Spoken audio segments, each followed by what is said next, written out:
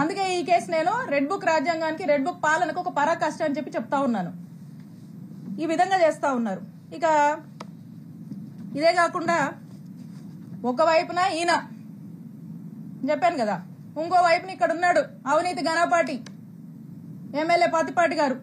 ఇక ఆయన ఎక్కడా లేదు, విద్యుత్ పవర్ చేస్తే రాష్ట్రంలో ఎక్కడా లేదు. ఒక్క చిలుకూరుపేటకే సమస్య వచ్చిందంట, ఇక్కడ మాత్రము మా మీద ధర్నా కేసు కడతారు, నా మీద, మా ఫాలోవర్స్ మీద, మా వైఎస్ఆర్ కాంగ్రెస్ పార్టీ నాయకుల మీద.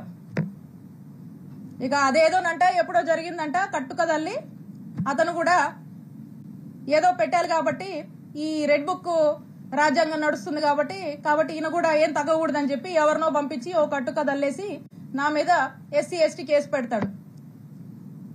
జర్మనీలో ఉండే మా మరిది మీద ఇక్కడ లేకపోయినా ఇష్టం వచ్చినట్టుగా కేసులు కట్టేస్తారు, వరుస పెట్టి అతని మీద కేసులు కడతారు, మా మావ మీద కేసు కడతారు, నచ్చినట్టుగా ఏదన్నా పెట్టుకోవచ్చు కంటెంట్. కేసులు కడతారు, దారిలో ప్రయాణం చేస్తుంటే కార్లు అద్దాలు పగలగొట్టిస్తారు, కారు పగలగొట్టిస్తారు, ఉన్నోళ్ళతో హత్యాయత్నానికి ప్రయత్నిస్తారు. ఇలా వరుస పెట్టి ఈ విధంగా ఇబ్బంది పెడతానే ఉంటారు. ఎప్పుడు చూడు మాటలు, ఏదో అవినీతి అవినీతి అంటారు, చేసే వాళ్ళకే వస్తాయో మాటలు. పొద్దుకులు ఎవరికి వస్తాయి? ఎవరు ఏం చేస్తే అదే వస్తుంది వాళ్ళకి. ఆయన అదే చేస్తాడు కాబట్టి పొద్దున్న లేస్తే ఆయన చేసే పాలన ఏమి ఉండదు.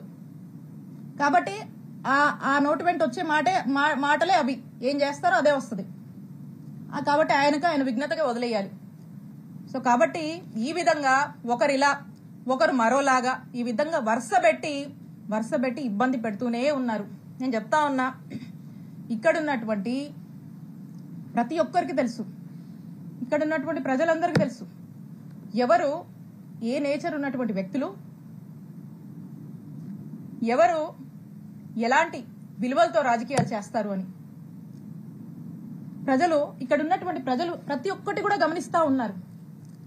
ప్రజలకు ఒక స్పష్టత ఉంది.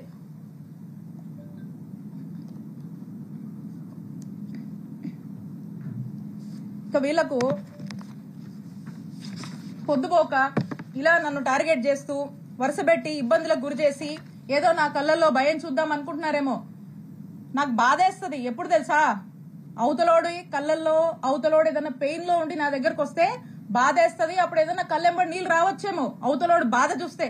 కానీ నీలాంటి వాళ్ళు భయపెట్టాలంటే నాకేం బాధ అనిపించదు, నాకు భయం అస్సలు అనిపించదు నీలాంటి వాళ్ళు భయపెట్టాలని చూస్తే.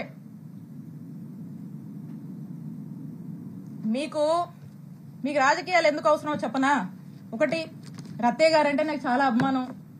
ఆయన చాలా కష్టపడి ఈ స్థాయికి వచ్చాడు. ఎంతో మందికి ఒక విద్యా సంస్థలు పెట్టి ఎంతో మందికి విద్యాబుద్ధులు నేర్పించినటువంటి వ్యక్తిగా ఈ ప్రాంతం ప్రజలు ఆయన్ని గౌరవిస్తారు. నాకు అదే గౌరవం ఉంది. కానీ అన్ఫార్చునేట్లీ ఈ రోజు వారి కొడుకు గురించి ఇన్ని నిజాలు, ఆయన తప్పు చేశాడు కాబట్టి ఇవన్నీ నేను బయట పెట్టాల్సి వస్తుంది. సో కృష్ణదేవరాయలు గారికి రాజకీయాలంటే ఈ రాజకీయాల వల్ల వాళ్ళకి లబ్ధి జరుగుతుంది కాబట్టి ఆయనకు రాజకీయాలు కావాలి. కానీ విడుదల రజనీకి అట్లా కాదు. ఎందుకంటే నేను నిజాయితీగా ప్రజలకు సేవ చేయడానికి రాజకీయాల్లోకి వచ్చాను. రాజకీయాల వల్ల నా రూపాయి, నా ఆస్తులే నేను కోల్పోయాను తప్పితే నేను రాజకీయాల వల్ల, ప్రజల వల్ల, రాజకీయం వల్ల ఏదో లబ్ధి పొందాలనే ఉద్దేశంతో నేను రాలా. నాకు అవసరం లేదు కూడా, బై గాడ్స్ గ్రేస్. మీరు ఎలా అంటే ఒక ఉదాహరణ చెప్తాను. కృష్ణదేవరాయలు గారు మా ప్రభుత్వంలో విశాఖపట్నంలో కొన్ని ఎకరాలకు సంబంధించినటువంటి ల్యాండ్ డీటెయిల్స్ ఉన్నాయి, డీటెయిల్స్ కావాలంటే మీకు కూడా ఇస్తాను. కొన్ని ఎకరాలకు సంబంధించినటువంటి ల్యాండ్ ఉంటే ఆ ల్యాండ్ ని అప్పుడు టీడీపీ గవర్నమెంట్ లో వాళ్ళ చుట్టూ తిరుగుతా వాళ్ళ అప్పట్లో. మా ప్రభుత్వం అధికారంలోకి వచ్చాక విశాఖపట్నంలో కొన్ని ఎకరాలకు సంబంధించినటువంటి ల్యాండ్ కారు చౌక రేటుకి మా ముఖ్యమంత్రి గారు చుట్టూ తిరిగి కారు చౌకి కొన్ని ఎకరాల ల్యాండ్ కొట్టేశారు. ఈరోజు కోట్ల విలువ ఉంటుంది ఆ ల్యాండ్. అలాగే ఒక చెరువుకు సంబంధించిన ల్యాండ్ మీద కూడా కన్నేసి అది కూడా తీసుకోవాలని తిరుగుతా ఉన్నాడు. అది ఒక స్టేజ్ లో ఉంది. బహుశా మరి చేశారేంటో నాకు తెలియదు, దాని మీద క్లారిటీ లేదు. ఇప్పుడు కూడా అది మా ప్రభుత్వంలో, మా జగనన్న ప్రభుత్వంలో అలా ఆ ల్యాండ్ ని కొట్టేశారు. కోట్ల విలువైన ల్యాండ్ కారు చౌక్ కొట్టేశారు. ఇప్పుడు కూడా ఓ ల్యాండ్ ఎంచుకొని మళ్ళా ఇప్పుడు కూడా కారు చౌక్కి కొన్ని కోట్ల విలువైనటువంటి కొన్ని ఎకరాల ల్యాండ్ ని కొట్టేయడానికి మళ్ళా కూడా ఈ ప్రభుత్వం చుట్టూ తిరుగుతా ఉన్నారు. ఎందుకంటే ఒక ల్యాండ్ ఎంచుకోవడము, దాన్ని కారు చౌక్గా దాన్ని ప్రాసెస్ చేసుకోవడము, దాన్ని కొట్టేయడము, ఇది వీళ్ళు అంటే రాజకీయాల వల్ల వీళ్ళ ఆస్తులు పెంచుకోవడానికి వీళ్ళు చేసే పనిది. మాకలా కాదు, మీలాంటి ఉద్దేశాలు మాకు లేవు. రాజకీయాల వల్ల మేము బతకడానికి మేము రాలా, మా రూపాయి మేము పోగొట్టుకున్నాం. మాకు ఒప్పుకున్నంత వరకు చేసుకుంటాం, నిజాయితీగా చేసుకుంటాం.